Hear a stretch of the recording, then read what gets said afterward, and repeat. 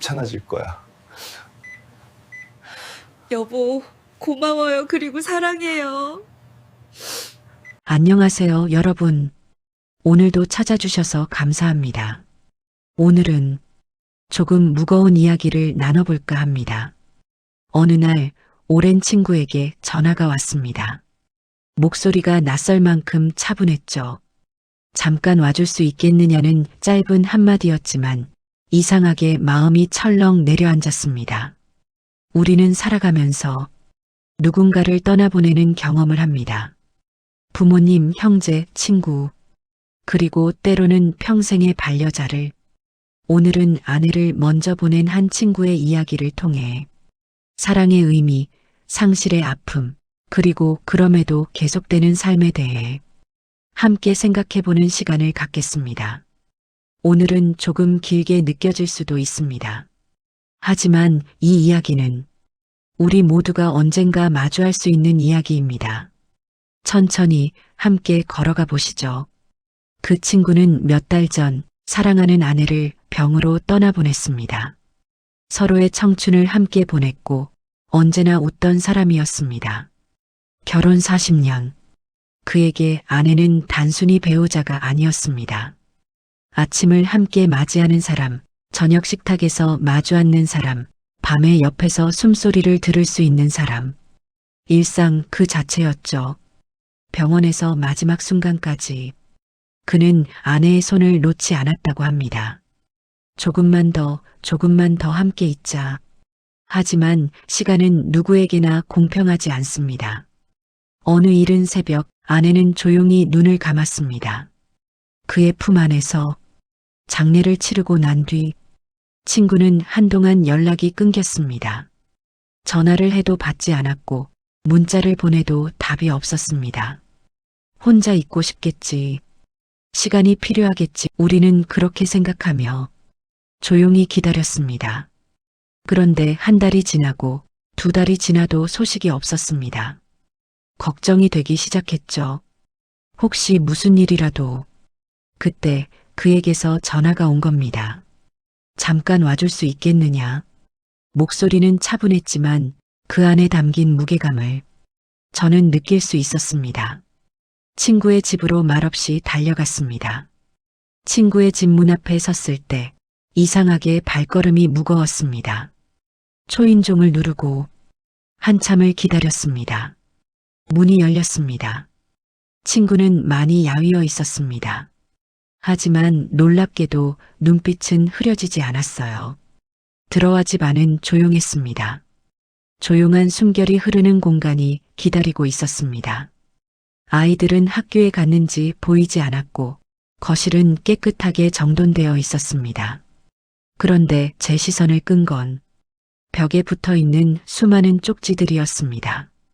노란색, 분홍색, 하얀색, 방마다, 벽마다 조그만 쪽지들이 붙어 있었습니다.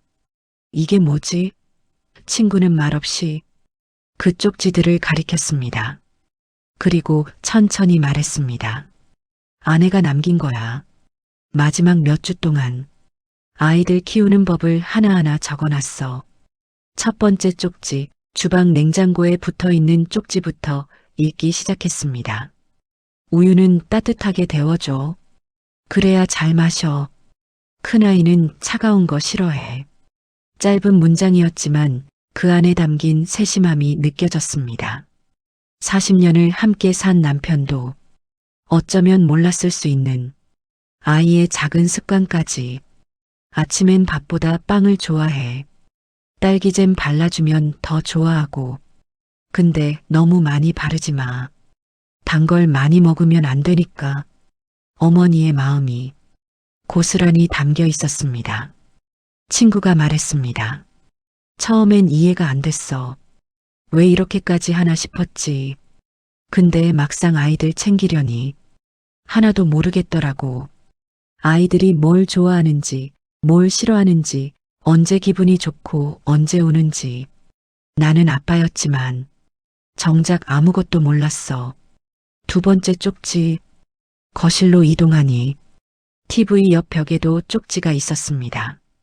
저녁은 6시 반에 먹여줘. 너무 늦으면 잠을 못 자. 작은 아이는 당근을 안 먹으니까 잘게 썰어서 밥에 섞어줘. 그럼 모르고 먹어. 읽으면서 웃음이 나왔습니다. 아이가 당근을 싫어한다는 걸 어떻게 알았을까요? 수백 번, 수천 번 밥상을 차리고 아이의 반응을 지켜본 어머니만이 알 수 있는 비법이었습니다. 큰아이는 TV를 가까이서 보니까 항상 떨어져서 보라고 말해줘. 시력이 안 좋아질까봐 걱정이야. 그 짧은 문장에서 저는 어머니의 목소리를 들을 수 있었습니다. 떨어져서 봐라 늘 하던 그 말 이제는 들을 수 없는 그 목소리가 쪽지 속에 살아 숨쉬고 있었습니다. 세 번째 쪽지, 아이들 방으로 들어갔습니다. 침대 옆 벽에는 더 많은 쪽지가 붙어 있었습니다. 이 인형은 꼭 옆에 두고 재워줘. 이게 없으면 울어. 한 번은 잃어버려서 동네를 다 뒤진 적도 있어. 작은 분홍색 토끼 인형이 침대 위에 놓여 있었습니다. 낡고 해진 하지만 아이에게는 세상에서 가장 소중한 물건. 잠들기 전에 책을 읽어줘. 동화책이 좋아. 목소리가 들리면 편안해 하더라. 당신 목소리로 읽어주면 내 생각도 날 거야. 그 대목에서 친구의 눈이 붉어졌습니다. 처음엔 못 읽었어. 책을 펼쳐도 목이 메어서 글자가 보이지 않더라고. 근데 아이가 기다리잖아. 엄마처럼 책 읽어달라고. 그래서 억지로라도 읽었어. 떨리는 목소리로. 네 번째 쪽지, 욕실에도 현관에도 심지어 신발장에도 쪽지가 있었습니다. 아이 옷은 이 세제 말고 다른 건 쓰지 마. 피부가 약해서 트러블 생겨. 신발은 항상 한 치수 큰 걸로 사줘. 아이들 발이 빨리 자라. 비 오는 날엔 우산 꼭 챙겨줘. 감기 잘 걸리니까. 손글씨는 작고 흔들리고 마치 마지막까지 사랑을 남기려는 사람의 마음 같았습니다. 병원 침대에서 약에 취한 몸으로 그래도 펜을 들고 하나하나 적었을 그 모습이 눈에 선했습니다. 시간이 없다. 그 절박함 속에서도 가장 먼저 생각한 건 남겨질 아이들이었습니다. 그리고 혼자 아이들을 키워야 할 남편이었습니다. 마지막 쪽지, 친구가 조용히 침실로 안내했습니다. 부부의 방 그곳에도 쪽지가 있었습니다. 하지만 다른 방과는 달랐습니다. 이곳의 쪽지는 아이들이 아닌 남편을 위한 것이었습니다. 침대 옆 서랍에 붙은 쪽지, 힘들면 도와달라고 말해. 누군가에게 기대도 괜찮아. 혼자 다 하려고 하지 마. 당신은 이미 충분히 잘하고 있어. 옷장문에 붙은 쪽지. 아이들 앞에서는 울지 마. 하지만 혼자 있을 땐 울어도 돼. 슬픔을 참는 게 강한 게 아니야. 표현하는 게 용기야. 화장대 거울에 붙은 쪽지. 매일 면도에 깔끔한 당신이 제일 멋있어. 아이들도 그런 아빠가 좋을 거야. 나도 그런 당신이 좋았어. 그리고 침대 머리맡, 베개 밑에 감춰둔 듯한 마지막 쪽지, 미안해, 사랑해. 당신과 함께한 40년, 내 인생 최고의 시간이었어. 아이들 잘 부탁해. 그리고 당신도 행복했으면 좋겠어. 친구의 고백, 그 순간 친구는 아무 말도 하지 않았습니다. 그저 한참 동안 벽을 바라보다 눈을 감은 채 조용히 숨을 고르더군요. 그의 어깨는 무거워 보였지만 그 안엔 꺼지지 않은 사랑의 흔적이 남아 있었습니다. 한참 후 친구가 입을 열었습니다. 처음엔 화가 났어. 왜 나를 두고 가냐고. 왜 나 혼자 남겨두냐고. 이 쪽지들을 볼 때마다 더 화가 났어. 왜 이런 걸 남겼냐고. 차라리 아무것도 없었으면 덜 그리울 텐데. 근데 시간이 지나니까 알겠더라. 이게 아내가 남길 수 있는 마지막 사랑이었다는 걸. 살아서 함께할 수 없으니 이렇게라도 곁에 남고 싶었던 거야. 지금은 이 쪽지들이 버팀목이 돼. 아침에 일어나면 주방 쪽지를 본다. 아, 맞다. 오늘 아이 우유 데워줘야지. 저녁 준비하면서 거실 쪽지를 본다. 당근 잘게 썰어서 밥에 섞어야지. 아이 재울 때 침실 쪽지를 본다. 인형 챙기고 책 읽어주고 그렇게 하루하루를 버틴다. 처음엔 아내가 없는 게 너무 막막했는데 이제는 쪽지를 보면 아내가 옆에 있는 것 같아. 이렇게 하면 돼. 잘하고 있어. 괜찮아 그렇게 말해주는 것 같아. 친구의 목소리가 떨렸습니다. 이 쪽지들은 아내가 남긴 마지막 선물이야. 육아 매뉴얼이 아니라 사랑의 기록이지. 아이들을 얼마나 사랑했는지, 나를 얼마나 걱정했는지, 그게 다 담겨 있어. 그래서 나는 이 쪽지들을 절대 떼지 않을 거야. 아이들이 커서 이 집을 떠날 때까지. 아니, 어쩌면 평생 이렇게 붙여둘지도 몰라. 이게 아마 떠난 아내가 남긴 마지막 온기일 테니까. 그 후로 6개월이 흘렀습니다. 가끔 친구네 집에 들렀습니다. 아이들과 놀아주고 저녁을 함께 먹고 이런저런 이야기를 나눴죠. 친구는 조금씩 변해가고 있었습니다. 처음엔 서툴렀던 아침 준비가 이제는 능숙해졌고 어색했던 아이 재우기도 자연스러워졌습니다. 물론 여전히 힘들어 보였습니다.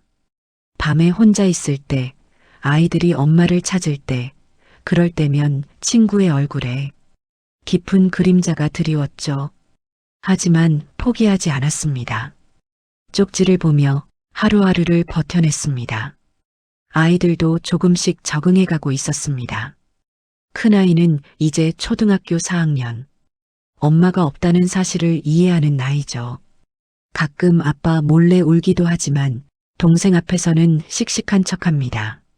작은 아이는 아직 유치원생. 엄마가 어디 갔는지 정확히 모릅니다. 엄마 언제 와? 가끔 묻습니다. 그럴 때마다 친구는 어떻게 대답해야 할지 몰라 말을 잇지 못합니다. 하지만 아이를 꼭 안아주죠. 아빠가 있잖아. 아빠가 엄마처럼 해줄게. 그렇게 말하면서도 친구의 목소리는 떨립니다. 엄마처럼이 될 수 없다는 걸 본인이 가장 잘 알기 때문입니다. 또 다른 쪽지의 발견. 어느 날 친구에게서 또 전화가 왔습니다. 이번엔 목소리가 달랐습니다. 조금 밝아 보였어요. 새로운 쪽지를 찾았어. 궁금해서 물었습니다. 어디서? 아이 가방 속의 학용품. 정리하다가 발견했어. 가방 안쪽 주머니에 작은 봉투가 숨겨져 있었다고 합니다. 봉투 겉면에는 큰아이의 이름이 적혀 있었고 안에는 편지가 들어 있었습니다.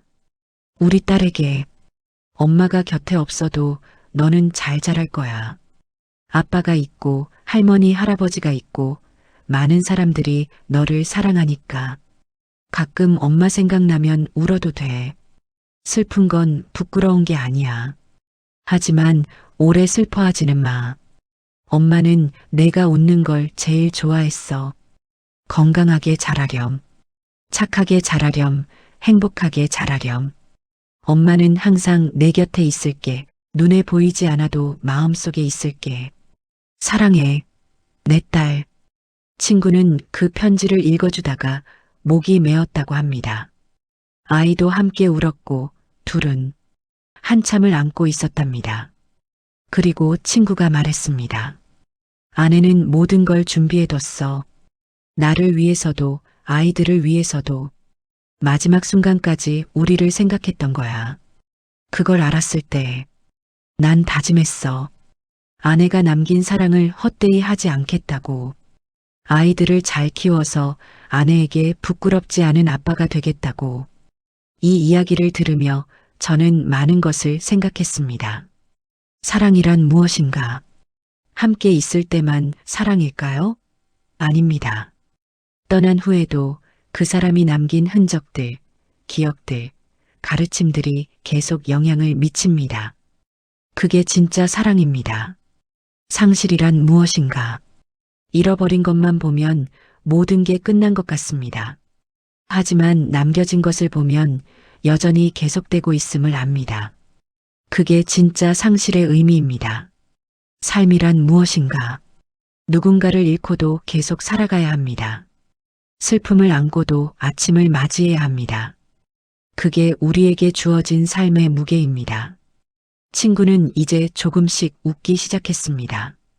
아이들과 함께 웃고 일상의 작은 기쁨들을 찾고 천천히 앞으로 나아가고 있습니다. 물론 여전히 밤이면 외롭고 아내가 그립고 함께 나누고 싶은 이야기들이 쌓입니다. 하지만 이제는 압니다. 슬픔이 사랑을 지우는 게 아니라 사랑이 슬픔을 견디게 한다는 것을. 벽의 쪽지들은 여전히 그곳에 있습니다. 어떤 것은 낡아서 색이 바랬고 어떤 것은 테이프가 떨어져 다시 붙였습니다. 하지만 그 쪽지들이 친구와 아이들에게는 가장 소중한 보물입니다. 보이지 않는 엄마 하지만 여전히 함께 있는 엄마. 그 존재를 확인시켜주는 마지막 증거니까요. 오늘도 그는 벽의 쪽지를 하나씩 바라보며 다시 하루를 버팁니다. 아침 우유를 데우고 저녁밥에 당근을 섞고 잠자리에서 책을 읽어주고 그렇게 하루가 지나갑니다. 힘들지만 견딥니다. 외롭지만 버팁니다. 왜냐하면 그게 사랑의 또 다른 이름이니까요. 사람은 떠나도 사랑은 남습니다. 시간이 지나면 아픔은 조금씩 옅어지겠지만 그 마음만큼은 여전히 그 자리에 있겠죠. 우리는 살아가면서 많은 이별을 경험합니다.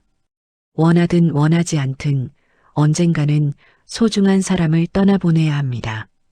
그때 우리에게 남는 것은 무엇일까요? 슬픔? 그리움?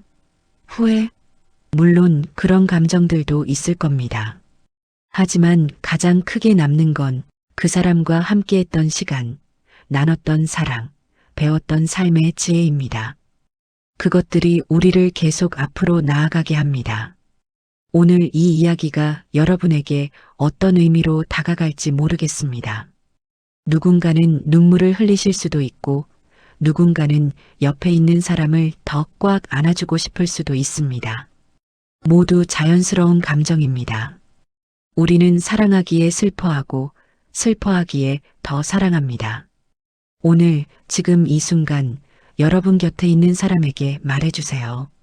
사랑한다고, 고맙다고, 함께여서 행복하다고.